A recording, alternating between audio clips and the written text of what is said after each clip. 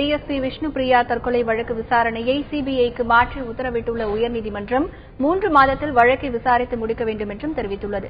இதுகுறித்து விஷ்ணுபிரியாவின் தந்தை திரு ரவி அவர்களிடம் கருத்துக்களை கேட்கலாம். வணக்கம் திரு ரவி.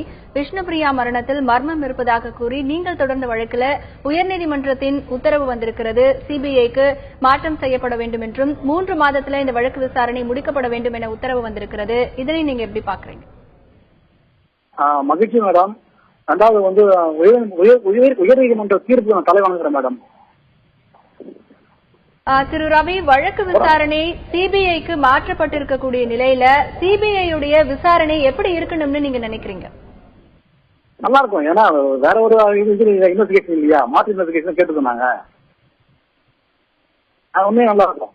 எங்களுக்கு இறந்ததுக்கு காரணம் வேணும், வேற ஒண்ணும் இல்ல. திரும்பி அவங்க எழுதி கூட்டு வரப்படியாது, யாராலையும் முடியாது.